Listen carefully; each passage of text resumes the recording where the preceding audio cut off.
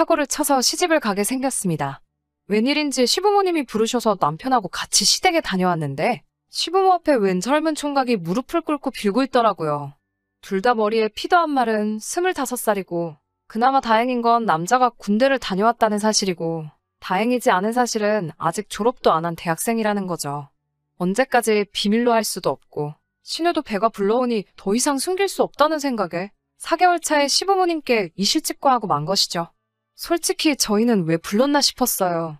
발언권이 있는 것도 아니고 그냥 그 남자 겁주려고 병풍처럼 쓰려고 부르신 건지 모르겠지만 아무튼 시부모님은 아주 길길이 날뛰기 시작했어요.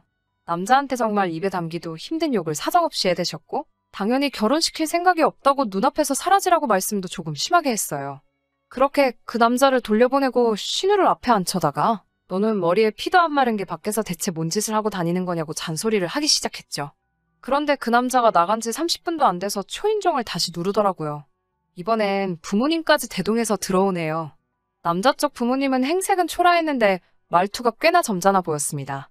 신우가 임신 4개월이나 되었고 지금 당장 화가 나시는 건 알겠지만 따님을 위해서라도 둘이 결혼을 시키는 게 어떠냐며 중재를 하러 오셨지요. 생각해보면 그 집 사람들 말이 틀린 말이 아니지요. 시부모님 당장에 성질난다고 그렇게 화를 내고 계시지만 따지고 보면 신우의 인생이 걸린 일인데 무작정 화만 낸다고 될 게 아니잖아요. 거기에 보통 이런 상황이면 여자가 불리하지 남자 쪽에서는 크게 불리할 것도 없다고 생각하거든요. 그리고 사고는 뭐 남자 혼자 친 건가요? 무조건 남자 잘못이라고 몰아가기엔 신우가 기여한 바도 크다고 생각합니다. 아무튼 시부모님도 남자 쪽 집안에서 저자세로 나오며 결혼을 시키자는 이야기를 시작하니 시어머니 태도가 살짝 바뀌더라고요. 아무리 그래도 그렇지 지금은 신우 뱃속에 아이부터 챙기며 병원 가서 검사도 받아보고 해야 하는 것 아닌가 싶은데 무슨 생각인지 남자 쪽에다가 니네 아들이 우리 딸 인생 망쳐놓았다는 식으로 우기며 결혼을 시키고 싶으면 일단 집부터 해와라. 자동차도 해오고 이것도 해주고 저것도 해줘라. 이런 식으로 무리한 요구를 하기 시작했어요. 남자 쪽에서는 당연히 그 집 아들이 사고를 친 거나 마찬가지니 도의적인 차원에서 저자세를 취하셨지만 가면 갈수록 요구하는 게 말도 안 되는 데다가 하나를 해주겠다 하니 이것도 해달라 저것도 해달라 무슨 눈덩이 불어나듯 늘어나는 요구에 열이 받았는지 그냥 결혼은 없던 걸로 하자고 딱 잘라 말하더라고요. 그때부터 시부모님이 똥줄이 조금 타기 시작했나 봐요. 신우시켜서 남자친구한테 연락을 해보라고 하는 둥 어떻게든 마음 돌릴 생각을 찾더라고요. 그 와중에도 정신 못 차린 남자친구는 신우가 어떻게 해보라는 말에 책임감을 느낀 건지 아니면 정신 빠진 신우한테 콩깍지가 강하게 씌어서 결혼을 꼭 하고 싶은 건지 부모님을 설득을 했는가 봐요. 남자 쪽 식구들이 다시 한번 저희 시댁에 찾아왔습니다. 그런데 처음 만났을 때와는 다르게 이번엔 멀끔하게 차려입고 오셨어요. 옷이 달게라더니 한껏 차려입은 모습을 보니 부티도 잘잘 흐르고 전에 봤던 동네 아줌마 아저씨 같던 분들이 맞나 싶더라고요. 차려입은 옷 때문에 그런가? 말투도 행동도 처음 봤을 때보다 더 품이 있어 보이고 시어머니가 말도 안 되는 요구를 하면 논리라고는 하나도 없는 궤변을 뱉을 때마다도 평정심을 잃지 않고 잘 대처를 하더라고요. 알고 봤더니 그 집 아버지는 지역에서 독점으로 사업을 크게 하고 있었고 어머니는 공무원 출신으로 집안이 상당히 좋고 재산도 꽤 있는 것처럼 말하더군요. 아무튼 두 사람은 이건 우리 아들 잘못도 있지만 양쪽에서 잘못한 일이고 이미 아이도 생긴 상황이니 좋던 싫던 간에 두 사람이 혼인을 하는 게 맞다고 생각한다고 하시며 집은 원하는 곳에 원하는 대로 마련해 줄 터이니 아이 출산 후 정식으로 식을 올리던지 아니면 지금 당장 식을 올리던지 그것마저도 여의치 않으면 그냥 지금부터 같이 살던지 정하라고 하셨어요. 집을 원하는 곳에 해주겠다는 말에 시어머니 눈이 반짝하시며 근방에서 제일 비싸고 신축인 브랜드 아파트 이름을 대며 그 아파트도 해줄 수 있냐고 물으시니 남자 쪽 아버지는 시모 질문에 말씀드렸다시피 원하는 곳에 원하는 대로 마련해주겠다고 자신있게 대답하시더군요. 시부모님 마치 봉이라도 잡았다는 표정으로 싱글벙글해 계시며 당장이라도 결혼식을 올리자고 하실 것 같은 분위기로 날짜는 언제가 좋겠냐며 말을 꺼내는데 그 집 아버지가 말을 딱 자르면서 한 가지 조건을 걸더라고요. 관습적인 건 부족함 없이 다 지원을 해주겠으니 당신들의 성의도 봐야겠다고 하셨어요. 그러고선 우리 시댁에선 당장 뚝딱하고 나올 규모가 아닌 정도의 혼수와 예단 목록을 내밀더군요. 한번 당해보라는 식으로 요구한 게 티가 나기는 했지만 끝까지 말투에는 품위와 예의가 느껴졌어요.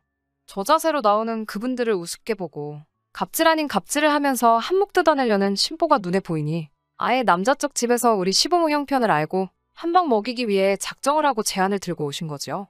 그분들이야 지역유지에 노후 준비까지 다 되어 있는 빵빵한 집안이지만 저희 시댁은 사실 땡전 한 푼 없거든요. 가진 거라고는 더러운 성질 말고는 내세울 게 아무것도 없는 사람들이에요.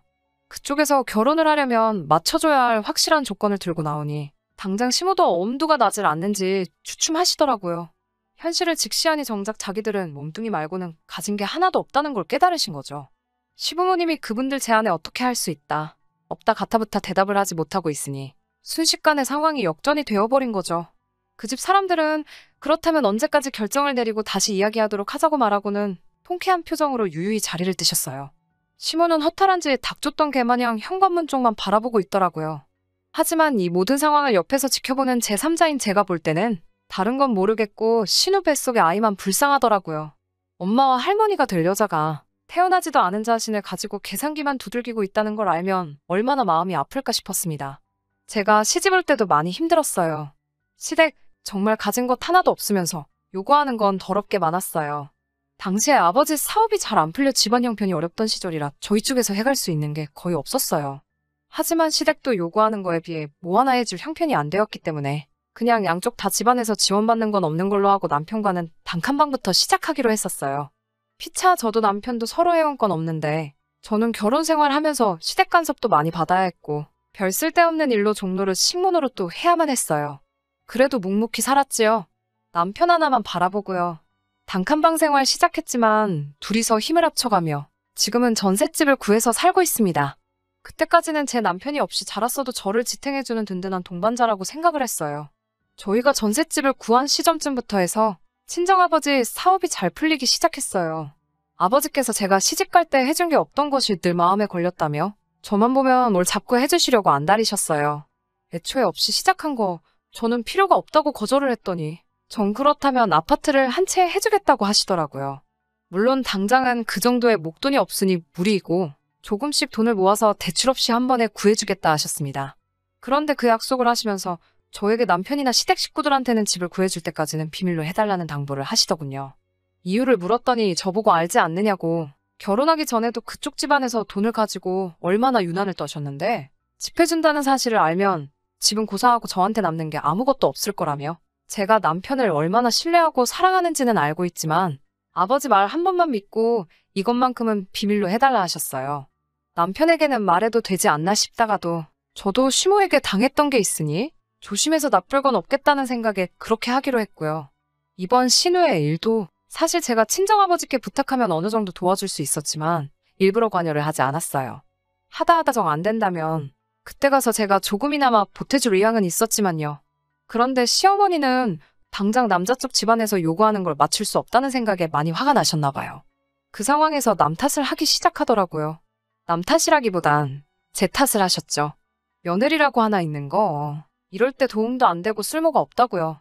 그러면서 제가 아이가 없는 걸 가지고도 뭐라고 하시더라고요. 아직 때가 되지도 않은 신우는 벌써부터 아이를 가졌는데 대를 이어야 할 며느리는 임신도 못하고 저러고 있다고요. 제가 몸이 안 좋아서 아이를 가질 수 없는 몸이기는 한데 그걸 가지고 또 제 속을 후벼 파시니 마음이 안 좋았어요. 왜 시부모님이 돈 마련할 방법이 없어 생긴 스트레스를 저한테 푸는 건지 이해가 가지 않더라고요. 결혼 생활 8년을 넘게 참아왔는데 더 못 참을 게 있나 싶어서 그냥 참았어요. 따지고 보면 제 일도 아니고 신우 일이었으니까요. 그런데 아무 말도 안 하고 있으니 더 심한 말을 합니다. 대까지 끊어놓는 것도 속에서 천불이 나 죽겠는데 거지 같은 집구석이라 이럴 때 도움도 하나도 안 된다고 하시더군요. 시어머니가 대놓고 저와 제 아버지를 욕보이고 있는데도 남편은 거기다 대고 아무 말도 하지 않고 있다가 대뜸 저랑은 상의도 한 번 없이 시어머니에게 우리 전세금 빼서 돈을 마련해 줄 테니 일단 신우부터 시집을 보내자고 하더군요. 전세금 빼고 나면 우리는 시부모님 집에 들어와서 살면 되니 일단 급한 불은 끌 수 있지 않겠냐고 하네요. 그 돈이 어떻게 마련한 돈인데 남편은 우리가 함께한 고생은 생각하지도 않고 오직 사고친 신우 시집 보내는 거리에서 그 돈을 헌납하겠다 잘도 말을 하더라고요. 시어머니는 대번에 신우 시집 보낼 돈도 생기고 부려먹기 쉬운 식모까지 꽁으로 생기니 대번에 무릎을 탁 치며 좋다구나 타령을 하시더군요. 여태까지 저를 위해준다고 생각했던 남편의 모습은 힘든 시기를 이겨내기 위해 저 혼자서 만들어낸 허상이었나 봅니다. 제가 아주 콩깍지가 단단히 씌어 있었나 봐요. 팔은 역시 안으로 굽는 거구나 하는 후회가 한가득 몰려오면서 이제 더 이상 참아야 할 이유가 있는가 싶더라고요. 그래서 처음으로 시어머니한테 대들었어요. 그 집에서는 5억짜리 집을 해준다는데 어떻게 딸내미 시집 보낼 돈 5천을 만들지 못해서 이 사단 만드냐고. 그리고 왜 그 돈을 내 집 전세금 뺀 돈으로 내려고 하냐고 소리를 질렀죠. 남편이 소리 지르고 있는 저를 뜯어말리며 저보고 멍청하다고, 우리가 전세금 빼서 5천만 투자하면 5억짜리 아파트가 공짜로 생기는 거라고 생각을 좀 하라고 하더군요. 일단 신우가 시집을 가고 이혼을 해서 재산 분할을 하게 되면 2년 만에 5천만 원이 2억 5천이 되는 거라고 꼭 이렇게 숫자로 말해줘야 이해가 되냐고 혀를 차더라고요. 요즘 집값도 빠르게 오르고 있으니 운대만 맞으면 온 가족이 1억씩은 나눠 가질 수 있다고, 그리고 우리 전세금까지 돌려받으면 우리 손에는 2억이 떨어지는 거라고 말하면서 세상에 우리가 언제 2년 만에 현금 2, 3억을 만들겠냐고 일단 투자하는 셈 치고 저도 협조를 하라고 하더라고요. 그나마 이 집안에서 유별나게 정상이라고 생각했던 남편도 사실 그 집구석 사람들하고 똑같이 돈에 미친 사람이었던 거죠. 지금 신우 뱃속에 아이가 태어나느냐 마느냐 하고 있는데 신우까지 포함해서 온 가족들이 그 집안하고 결혼해서 벌게 될 돈을 계산하고 앉아있으니 그 자리에 있는 사람들이 사람이 아니라 돈에 미친 돼지처럼 보이기 시작했습니다. 온 가족이 보는 앞에서 선언을 했습니다. 그렇게 그 돈으로 신우 시집을 보내야겠으면 전세금 빼드리겠다고요. 대신 맞벌이로 함께 모은 돈이고 반은 내 집이나 다름없으니 전세금 뺀 돈의 반은 제가 가져가겠다고요.